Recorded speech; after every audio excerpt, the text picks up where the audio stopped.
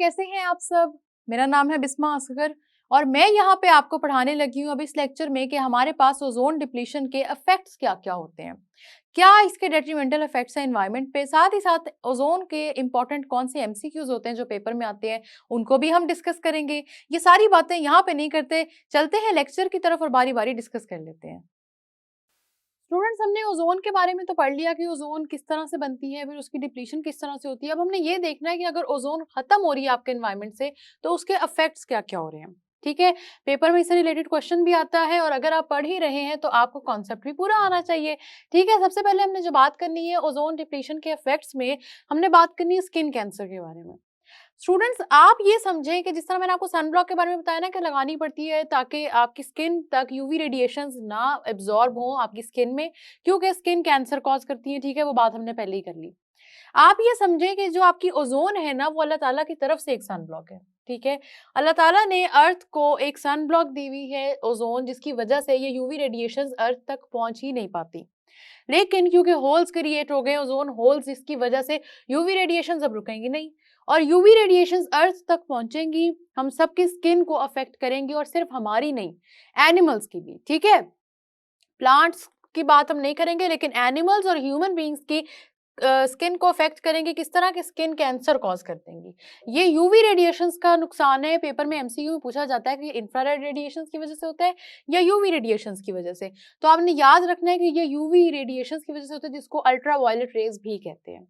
ठीक है, दूसरा नुकसान क्या है? इन्फेक्शियस डिजीजेज हो जाती है। बात गौर से सुनिएगा, कॉन्सेप्ट समझाने की कोशिश करूंगी। यूवी रेडिएशंस आप सबने याद रखने, दो तरह की होती हैं। ठीक है, यूवी रेडिएशन स्टूडेंट्स जो पढ़ती हैं अर्थ पे, वो यूवी ए होती हैं और यूवी बी रेडिएशंस होती हैं। ठीक हो गया, ये दो तरह की रेडिएशंस पड़ती हैं अर्थ के ऊपर। अब ये जो यूवी बी रेडिएशंस होती है ना स्टूडेंट्स, जब इनकी अमाउंट बहुत बढ़ जाती है, आपकी बॉडी इसको बहुत ज्यादा एब्जॉर्ब कर लेती है, तो नुकसान ये होता है कि आपकी इम्यूनिटी वीक होना शुरू हो जाती है। बात समझ में आ रही है? आपकी इम्यूनिटी वीक होना शुरू हो जाएगी और उस इम्यूनिटी के वीक होने की वजह से क्या होता है कि मलेरिया जैसी डिजीजेस बड़े आराम से हो जाती हैं और ये डिजीजेस ज्यादा आपके लिए नुकसानदेह भी साबित होती हैं। मतलब आप ये समझे ना कि एक डिजीज है, उसको आपकी बॉडी बड़े आराम से कंट्रोल कर सकती है, उसके अगेंस्ट फाइट कर सकती है, लेकिन आप ये भी सोचिए इम्यूनिटी वीक हो गई है। इम्यूनिटी वीक हो गई है तो अब आपकी बॉडी के अंदर वो कैपेसिटी नहीं बची है कि आपकी बॉडी उसको बर्दाश्त कर सके। तो बहुत ज्यादा रेट मलेरिया का इस वजह से बढ़ता जा रहा है, पेशेंट्स इसके बढ़ते जा रहे हैं क्योंकि इम्यूनिटी वीक होती जा रही है। इन्फेक्शियस डिजीजेज, सिर्फ मलेरिया ही नहीं, जितनी इन्फेक्शियस डिजीजेज हैं वो इस तरह से बहुत ज्यादा इंक्रीज हो रही हैं। तो इसके पीछे जो रीजन है वो यूवी बी रेडिएशंस है। यूवी रेज ही होती हैं, वो दो तरह की होती हैं, तो वो मैंने आपको बता दिया कि यूवी बी रेडिएशंस बहुत ज्यादा बढ़ जाती हैं। तीसरी बात करें, फूड चेन डिस्टर्ब हो जाती है। फूड चेन कैसे डिस्टर्ब होती है? प्लांट्स का लाइफ साइकिल डिस्टर्ब होता है। अब फूड चेन का तो आपको पता है ना कि फूड चेन क्या होती है, कि आपके पास प्लांट्स अगर जिस तरह बन रहे हैं तो उन्होंने एज इट इज वैसे तो नहीं पड़े रहना ना एनवायरनमेंट में, वो किसी और चीज का फूड है, कोई एनिमल जिस तरह उनको खा लेगा। तो इस तरह से फूड चेन बनती है कि आपका वो एनिमल जो प्लांट्स को खा रहा है, फिर उसको आगे से कोई और एनिमल खा जाएगा। इस तरह से पूरी फूड चेन बनती है, जिसमें क्या होता है, प्लांट से आपकी बात शुरू होती है, फिर आपकी बात जाती है हर्बीवोर्स पे जो कि प्लांट ईटिंग एनिमल्स होते हैं, फिर आपकी बात जाती है कार्निवोर्स पे जो कि एनिमल ईटिंग एनिमल्स होते हैं, हर्बीवोर्स प्लांट्स ईटिंग एनिमल्स होते हैं। इस तरह से आपकी पूरी फूड चेन की फॉर्मेशन होती है। इससे क्या होता है, इससे क्या एक ना स्टेबिलिटी रहती है एनवायरनमेंट में। ठीक है, एक चीज दूसरी का फूड तो होगा, ये तो अल्लाह ताला की तरफ से सिस्टम है। अब फूड चेन कैसे डिस्टर्ब हो जाएगी? फूड चेन ऐसे डिस्टर्ब होगी कि ये जो यूवी रेडिएशंस है ना, ये इतनी हार्मफुल है कि ये प्लांट्स की लाइफ साइकिल को डिस्टर्ब करेंगे। प्लांट्स की सही तरह प्रोडक्शन नहीं हो पाएगी, क्रॉप सही तरह ग्रोथ नहीं करेंगे, ग्रोथ अफेक्ट हो जाएगी। अब वो प्लांट स्टूडेंट्स जो कि अच्छी हालत में ऑलरेडी हैं ही नहीं, उनको आप खुद सोचें कि कौन सा हर्बीवोर खाएगा, क्योंकि प्लांट जितना हेल्दी होगा उतना ही वो अच्छी खुराक बनेगा ना, जाहिर सी बात है। फूड के बारे में आप सोचें तो वो फूड आप जाहिर सी बात है जो खत्म हो गया है या जो कहते हैं बासी खाना हो गया है, उसको तो नहीं कोई खा सकता इतने आराम से। इसी वजह से याद रखना है कि फूड चेन की बहुत ज्यादा डिस्ट्रप्शन हो रही है। इसका लिंक जो है ना यूवी रेडिएशन या ओजोन डिप्लीशन से, वो बड़ा एक डिटेल्ड लिंक बनता है, लेकिन मैंने आपको सिर्फ आसान वर्ड्स में बात खत्म कर दी, समझा दी, ताकि आपको कंफ्यूजन ना हो। ठीक है, ये बात मैंने इसीलिए यहाँ पे आपके पास खत्म कर दी है। नेक्स्ट देख लें क्लाइमेट चेंज, इस पे ज्यादा मत अभी जाएं क्योंकि ये बहुत लंबी चेन है, लंबी चेन ऑफ प्रोसेसेस होते हैं। उसके बारे में अगर आप सोचेंगे स्टूडेंट्स या पढ़ेंगे तो ये कॉन्सेप्ट बहुत डिटेल में निकल जाएगा और फिर वो इतनी डिटेल हमारे सिलेबस का पार्ट नहीं है। तो वो डिटेल पढ़ने से बेहतर है कि हम थोड़ा थोड़ा समझ लें कि ये सारे के सारे इफेक्ट्स क्या होते हैं। नेक्स्ट इफेक्ट है हमारे पास क्लाइमेट चेंज। क्लाइमेट चेंज किस तरह से होगा? विंड पैटर्न्स चेंज होंगी, ठीक है, वेदर कंडीशंस बहुत चेंज होने लग जाती है। अब क्लाइमेट आप सबको याद है क्या होता है कि क्लाइमेट का मतलब है कि ये जो मौसम का चेंज आता है, जो सीजन का चेंज आता है, जो बहुत मंथ्स तक एक्सटेंड करता है ना, क्लाइमेट चेंज होने लग जाएगा। अब आपके माइंड में आएगा कि क्लाइमेट चेंज किस तरह से होगा, तो क्लाइमेट चेंज स्टूडेंट्स इस तरह से होगा कि आपके ये जो ओजोन लेयर है ये टेम्परेचर भी मेंटेन करवा रही है अर्थ का, ठीक है। अब इसकी डिप्लीशन की वजह से टेम्परेचर में बहुत मेजर डिफरेंसेस आने शुरू हो जाएंगे। जो डिप्लीशन की वजह से मेजर डिफरेंसेस आएंगे, कुछ एरियाज हैं जो बहुत गर्म हो जाएंगे, ठीक है।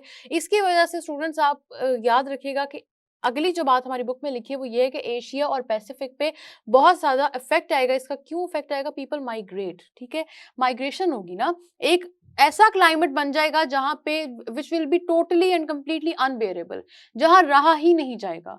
जब एक ऐसे क्लाइमेट की फॉर्मेशन हो जाती है कि जहां पे रहा नहीं जाता, जहां जिंदगी पॉसिबल नहीं होती, तो वहां से लोग माइग्रेट करना शुरू कर देते हैं, निकलना शुरू कर देते हैं, ठीक है। तो माइग्रेशन बहुत ज्यादा हो जाती है और माइग्रेशन आपको पता है एक जगह वेल सेटल्ड जगह से उठकर कहीं और जाना एक डिफिकल्ट प्रोसेस होता है। और ऑलरेडी एक कंट्री अपने रिसोर्सेज के साथ अगर चल रही है और वहां पे माइग्रेट कर जाना, तो एक उस कंट्री पे भी थोड़ा सा इसका अफेक्ट होता है, क्योंकि ये उनके लिए भी एक क्या कह लें न्यू चीज होती है, ठीक है।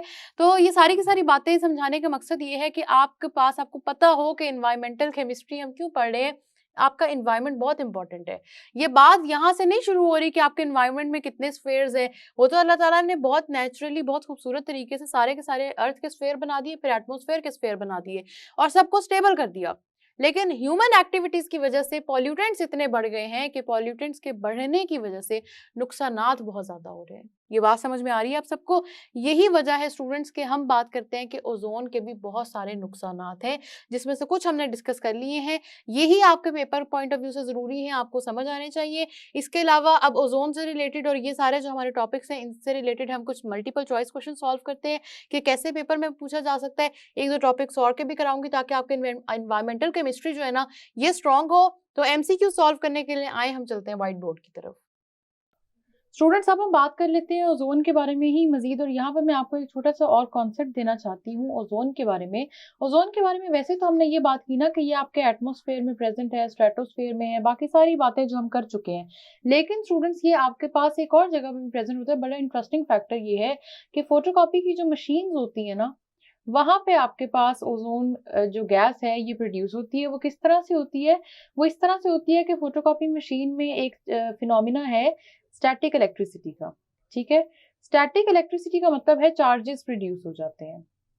मैं आपको इसकी सिंपल एग्जांपल देके भी ये कॉन्सेप्ट समझा देती हूँ, लेकिन ये फिजिक्स का इसलिए हम यहाँ पे सिर्फ इसकी हल्की फुल्की बात करेंगे। स्टैटिक इलेक्ट्रिसिटी का मतलब है चार्जेस प्रोड्यूस हो जाते हैं और ये चार्जेस बहुत थोड़े टाइम के लिए होते हैं, ठीक है। या तो ये फिर अर्थ के अंदर चले जाते हैं, कहीं और ट्रांसफर हो जाते हैं। इसके बहुत इजी से एग्जांपल है, अगर आप अपने बालों को बहुत देर तक कॉम करें तो आप थोड़ी देर बाद देखेंगे कि उसमें थोड़ा चार्जेस प्रोड्यूस हो जाएंगे क्योंकि वो कॉम की तरफ अट्रैक्ट हो रही होगी, ठीक है। वो है स्टैटिक इलेक्ट्रिसिटी की एग्जांपल जो कि फ्रिक्शन की वजह से और इस तरह प्रोड्यूस होती है। अब ये स्टैटिक इलेक्ट्रिसिटी क्या करती है कि ये एनवायरनमेंट में मौजूद ऑक्सीजन को उसके साथ ही रिएक्ट करवा के ओजोन में कन्वर्ट कर देती है, ठीक हो गया।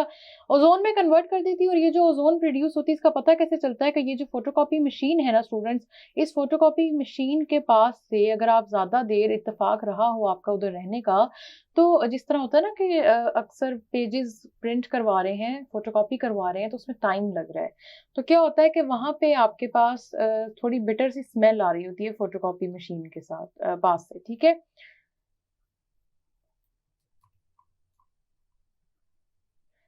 ये जो स्टूडेंट्स बिटर स्मेल है ना, ये बिटर स्मेल ओजोन की होती है, जिसकी वजह से ये फोटोकॉपी मशीन की अगर आपको स्मेल याद हो तो ये ओजोन की वजह से होती है। और ओजोन यहाँ तक रिस्ट्रिक्टेड नहीं है स्टूडेंट्स, ओजोन आपके पास पॉल्यूशन भी है। ये बात मैं आपको ऑलरेडी बता चुकी हूँ, ये पॉल्यूशन भी कॉज करता है, पॉल्यूटेंट है एक। और इसके अलावा ये आपके एनवायरनमेंट में प्रोड्यूस भी होता है। ये गैस बहुत ही पॉइजनस है, ठीक है, ये पॉइजनस गैस है, ये कोई अच्छी गैस नहीं है, ये आपके एनवायरनमेंट में अगर मौजूद है तो इसके बहुत ज़्यादा नुकसानात हैं। ठीक है, ओजोन एक अच्छी गैस नहीं है, मैंने आपको बताया है पहले ही कि जब तक तो ये स्ट्रेटोस्फेयर में है, एटमॉस्फेयर में है, यूवी रेज को एब्जॉर्ब कर रही है, तब तक ये अच्छी गैस है। लेकिन उसके अलावा अगर आपके और मेरे इनहेलिंग के प्रोसेस में ये आ रही है तो हमारे लिए ये सेकेंडरी पॉल्यूटेंट है, ये बात आपने याद रखनी है। ठीक हो गया। अब हम चलते हैं, कुछ एमसीक्यू सॉल्व कर लेते हैं। एमसीक्यू सॉल्व करने से पहले ये छोटी सी बात आपको बताना जरूरी था। ठीक है, अब हम एमसीक्यू सॉल्व करेंगे।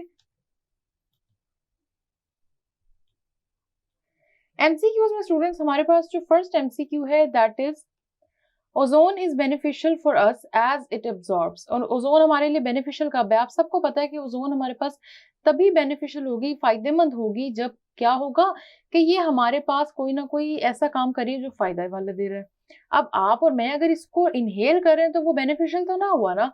तो इसका मतलब है कि तब कब है ये बेनिफिशियल? जब ये स्ट्रेटोस्फेयर में प्रेजेंट है और यूवी रेडिएशंस को एब्जॉर्ब कर रही है। ठीक है, तो आपके पास ये फर्स्ट ऑप्शन इंफ्रारेड रेडिएशन, तो इंफ्रारेड रेडिएशन आपको पता है कि ये इसका करेक्ट आंसर नहीं है। इंफ्रारेड रेडिएशन को एब्जॉर्ब कौन करता है? आपका कॉन्सेप्ट रिवाइज करा रही हूँ, कार्बन डाइऑक्साइड और वाटर करते हैं। ठीक है, अल्ट्रावायलेट रेडिएशंस, यूवी रेज एक ही बात है, ये अल्ट्रावायलेट रेडिएशंस इसी की फुल फॉर्म है। क्लोरोफ्लोरोकार्बन स्टूडेंट्स आप सबने याद रखना है, क्लोरोफ्लोरोकार्बन वो चीज है जो यूवी रेज की उस पे पड़ेंगी, सीएफसीज पे, और आपके पास ओजोन डिस्ट्रॉय होनी शुरू हो जाएगी।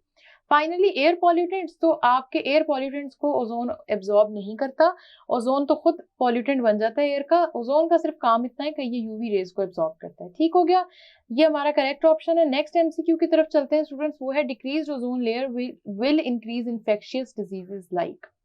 अब स्टूडेंट्स इन्फेक्शियस डिजीजेस क्या होती है ये जरा गौर से सुनिएगा। इन्फेक्शियस डिजीजेस किसी भी माइक्रो ऑर्गेनिज्म की वजह से होती है, ये कोई ना कोई इन्फेक्शन कॉज कर रही होती है। ठीक है, ऑप्शंस डिस्कस कर लेते हैं। आपके पास सबसे पहले फीवर है, बुखार है, वो माइक्रो ऑर्गेनिज्म की वजह से नहीं, फीवर के बहुत सारे रीजंस होते हैं। फिर आपके पास कॉलरा है, कॉलरा को वैसे ही हमने स्टडी ही नहीं किया, इस वजह से आप इस पे हम इसका कॉन्सेप्ट भी नहीं समझेंगे, वरना वो बहुत डिटेल चली जाएगी जो आपके सिलेबस का पार्ट नहीं है। थर्ड पे आपके पास मलेरिया है, और आप सबको पता है कि मलेरिया की रीजन आपके पास क्या होती है? मलेरिया की रीजन ये होती है कि आपके पास कोई ना कोई पैरासाइट होता है जिसकी वजह से मलेरिया कॉज हो जाता है। उसके अलावा हेडेक है, हेडेक भी आपको पता है कि उसकी रीजन कोई ऑर्गेनिज्म नहीं है, इन्फेक्शियस डिजीज नहीं है। आपने अगर कोई इन्फेक्शियस डिजीज पढ़ी है तो वो मलेरिया है। ठीक है, ये बात याद रखनी है। ये अभी मैंने आपको इसी लेक्चर में पढ़ाई है कि ओजोन की वजह से कौन सी इन्फेक्शियस डिजीजेज हैं जो कि इंक्रीज हो रही हैं। ठीक है, उनमें मलेरिया सबसे इंपॉर्टेंट है, इसलिए ये आपका ऑप्शन बिल्कुल करेक्ट है।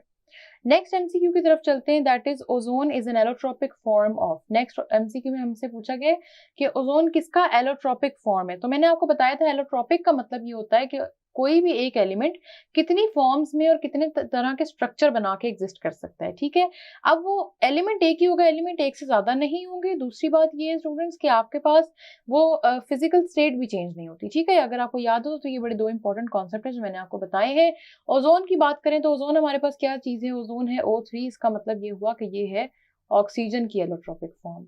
फॉर्मूले से ही पता लग रहा है। बाकी ऑप्शंस आपके पास कार्बन, सल्फर, क्लोरीन है, और उन तीनों का ही कोई ताल्लुक नहीं है इस फॉर्मूले से। इस वजह से आप सबने याद रखना है कि ये फॉर्मूले से जो चीज पता लग रही है वो यही है।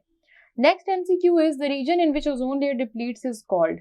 अब जिस रीजन में ओजोन लेयर डिप्लीट होती है उसको क्या कहते हैं, कि जहां से ओजोन लेयर खत्म हो गई है। ठीक है, पहली ऑप्शन है ओजोन वॉल, नहीं पड़ी ऐसी कोई चीज। ठीक है, ओजोन वॉल नहीं होता कुछ भी। ओजोन होल, होल मैंने आपको बताया था कि ओजोन का एक होल बन जाता है, यही आपका सही आंसर है। लेकिन हम बाकी दो ऑप्शंस को एक दफा डिस्कस कर लेते हैं।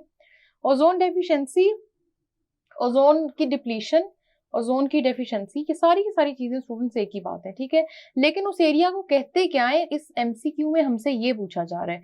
और ओजोन डाउनफॉल, ये आप यूं समझ लें कि सिनोनिम्स को यूज करके नए नए वर्ड्स बने हुए हैं, लेकिन इसका मतलब ये नहीं कि ये उन रीजन्स का नाम है।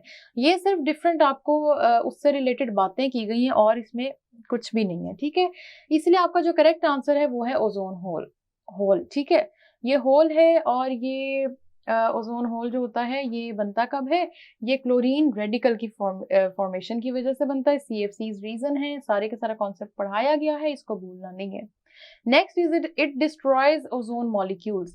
क्या चीज है जो ओजोन मॉलिक्यूल्स को डिस्ट्रॉय कर देती है? हम देख लेते हैं क्लोरोकार्बन फर्स्ट ऑप्शन है। क्लोरोकार्बन नहीं स्टूडेंट्स, क्लोरोकार्बन तो आपको पता है सिर्फ क्लोरोकार्बन नहीं, क्लोरोफ्लोरोकार्बन होना जरूरी है। ट्राइक्लोरोकार्बन, अब ये देखें इसके अंदर क्लोरीन भी है, ट्राइक्लोरोकार्बन में कार्बन भी है, लेकिन हमारे पास क्लोरोफ्लोरोकार्बन जिसके अंदर क्लोरीन भी हो, फ्लोरीन भी हो और कार्बन भी हो। ये बात आपको समझ में आती है कि CFCs क्या चीज है? CFCs क्लोरोफ्लोरोकार्बन है, और क्लोरोफ्लोरोकार्बन का मतलब ये है स्टूडेंट्स आपके पास कि ये क्लोरोफ्लोरोकार्बन, ये इसका फुल फॉर्म है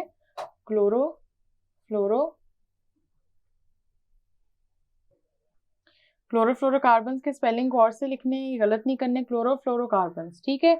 अब यहाँ पे कैसे पता चल रहा है? ये देखें ये क्लोरीन है, ये देखें मैं आपको यहाँ लिख के दिखा देती हूँ। क्लोरो का मतलब है ये क्लोरीन है, फ्लोरो का मतलब है कि ये आपके पास फ्लोरीन है, और कार्बन आप सबको पता है कार्बन होता है, ठीक है। ये तीन एलिमेंट्स से मिल के बनता है आपके पास क्लोरोफ्लोरोकार्बन।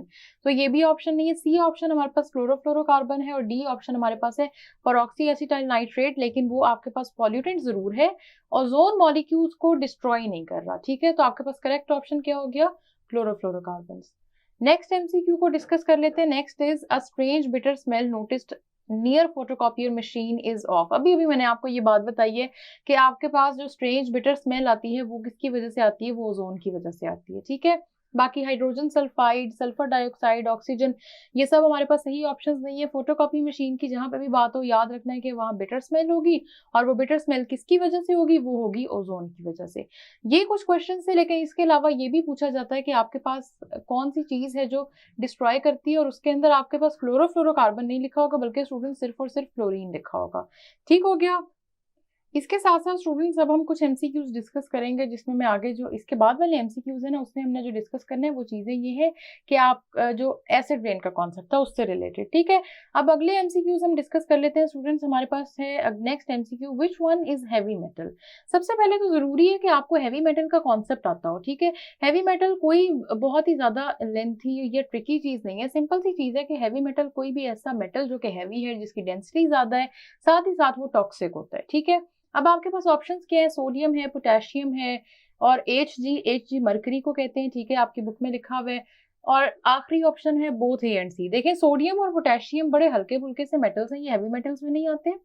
आपके जो ट्रांजिशन मेटल्स होते हैं ना, उनको मोस्टली कंसीडर किया जाता है हैवी मेटल्स में, ठीक है। तो आपके पास यहाँ पे जो करेक्ट आंसर है वो है मरकरी, ये बात याद रखनी है। अगर आपको पीरियोडिक टेबल के पहले 20 एलिमेंट्स आते हैं तो आपको पता है कि सोडियम और पोटेशियम फर्स्ट ग्रुप के एलिमेंट्स हैं, ये दोनों फर्स्ट ग्रुप के मेटल्स हैं, इस वजह से ये ज्यादा आपके पास नहीं हैवी नहीं होते, डेंजरस नहीं होते, तो इसी वजह से हम हैवी उनको कंसिडर करते हैं जो ट्रांजिशन में आते हैं, ठीक हो गया।